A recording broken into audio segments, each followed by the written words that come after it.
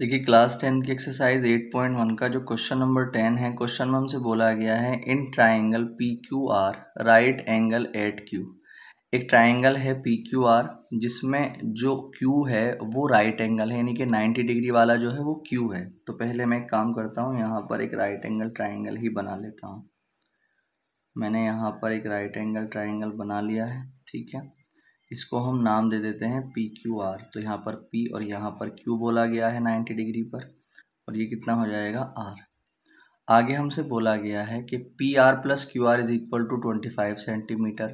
ये P R और Q R इन दोनों का सम दे रखा है, अलग अलग नहीं दे रखी है, इन दोनों का सम दे रखा है 25 सेंटीमीटर है, जो कि मैंने यहाँ पर भी लिख लिया है आगे। एंड पी क्यू 5 सेंटीमीटर, और जो पी क्यू है वो कितनी है 5 सेंटीमीटर है। डिटरमाइन द वैल्यू ऑफ, हमें तब वैल्यू निकालनी है साइन पी की, कॉस पी की और टेन पी की, इन सब की वैल्यू हमें यहाँ पर फाइंड करनी है।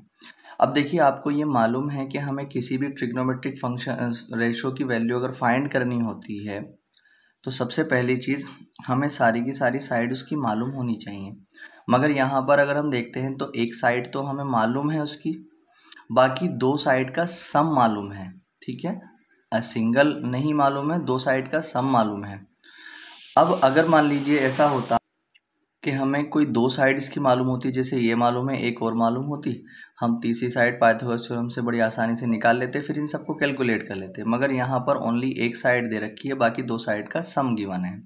तो उसके लिए जब भी इस तरह का हुआ करे तो हम क्या करा करते हैं, सबसे पहला काम आप यहाँ पर ये देखें कि जो सम दे रखा है हमें यहाँ पर, उसमें जो हाइपोटेनियस है वो क्या है। यहाँ पर देखो क्योंकि सामने वाली लाइन हाइपोटेनियस होती है, पी आर हाइपोटेनियस है, तो पी आर यहाँ पर इस रिलेशन में पी आर हाइपोटेनियस है। तो पी आर की वैल्यू को यहाँ से फाइंड कर लो आप। तो P R is equal to ये 25 माइनस इधर आकर के क्यू आर आ जाएगा। इसे इक्वेशन आप फर्स्ट मान लेंगे। इसे इक्वेशन फर्स्ट मानने के बाद अब आप एक काम ये करेंगे कि इस ट्राइंगल में पाइथागोरस थ्योरम लगा देंगे, ठीक है। मीनिंग के वहाँ से हम फॉर्मूला लगा देंगे, यहाँ पे लिखेंगे इन ट्राइंगल पी क्यू आर। अब पाइथागोरस थ्योरम जब लगाएंगे तो 90 डिग्री के सामने वाली जो लाइन है पी आर, इसका स्क्वायर इक्वल हो जाएगा जो बेस है इसका पी क्यू, उसका स्क्वायर के प्लस क्यू आर के स्क्वायर के। अब पी आर की अगर हम बात करते हैं तो देखो पी आर जो है उसकी वैल्यू कितनी है यहाँ पर इक्वेशन फर्स्ट में 25 माइनस क्यू आर। तो पी आर की जगह हम कितना रख सकते हैं 25 minus q r whole square. P r की जगह पी आर की वैल्यू रख ली, पी क्यू कितना था हमारे पास 5, तो ये 5 का स्क्वायर और प्लस में क्यू आर स्क्वायर ऐसे आ जाएगा, ठीक है। अब यहाँ पर a माइनस बी का होल स्क्वायर हम खोल सकते हैं। तो a माइनस बी का होल स्क्वायर क्या होता है, जो पहले वाला होता है उसका स्क्वायर प्लस जो दूसरा वाला होता है उसका स्क्वायर और माइनस 2 से पहले वाले की मल्टीप्लाई और जो दूसरा वाला होता है उसकी मल्टीप्लाई, ठीक है। अब 5 का स्क्वायर 25 प्लस क्यू आर का स्क्वायर क्यू आर स्क्वायर। अब हम यहाँ पर क्या करेंगे, 25 का स्क्वायर कितना होता है 6 to 5, वो लिख लेंगे, प्लस क्यू आर स्क्वायर लिख देंगे इसको, माइनस ये कितना आ जाएगा 50 क्यू आर। अब इन सबको इसको इधर ले लेंगे क्यू आर को, जब इस क्यू आर स्क्वायर को इधर लेंगे तो ये माइनस का हो जाएगा, इधर बचेगा 25। अब देखो क्यू आर स्क्वायर प्लस का है, क्यू आर स्क्वायर माइनस का है, कैंसिल हो जाएगा। 6 to 5 minus 50 q are is equal to कितना आ गया 25।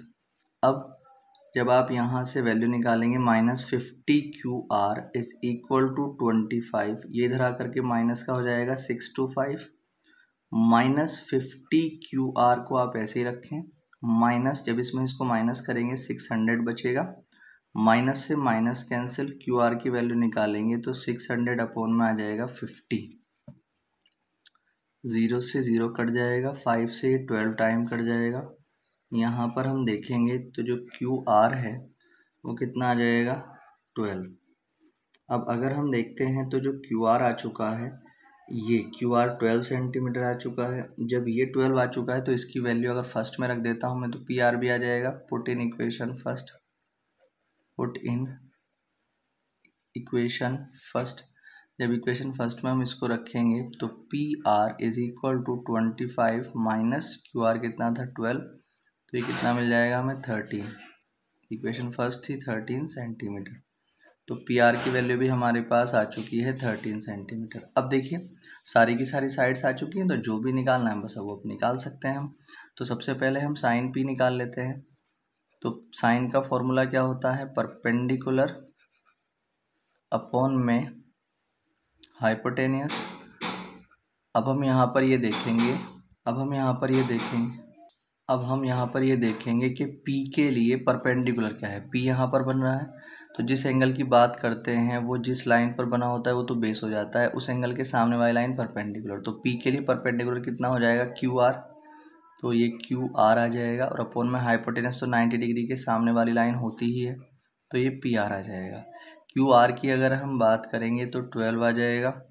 PR की अगर हम बात करेंगे तो 13 आ जाएगा। ठीक है, तो साइन P की वैल्यू आ चुकी है 12/13। इसी तरीके से जब हम cos P निकालेंगे तो cos P का फॉर्मूला हो जाएगा बेस अपॉन हाइपोटेनियस। अब बेस की अगर हम बात करते हैं तो बेस जो है इसमें वो कितना है, PQ है। P के लिए बेस PQ होगा, और अपॉन में हाइपोटेनियस तो कितना रहेगा, PR ही रहेगा। PQ की बात करते हैं तो PQ है 5, और PR देखते हैं तो PR है हमारे पास 30। तो इसका 13 5/13 आ जाएगा। लास्ट जो इसका 10P बचा है, 10P का फॉर्मूला होता है परपेंडिकुलर अपॉन में बेस।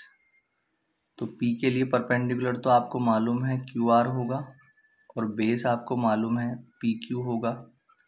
QR की बात अगर हम करते हैं तो 12 होगा, और PQ की बात करते हैं तो 5 होगा। ठीक है, ये इसका आंसर आ जाएगा।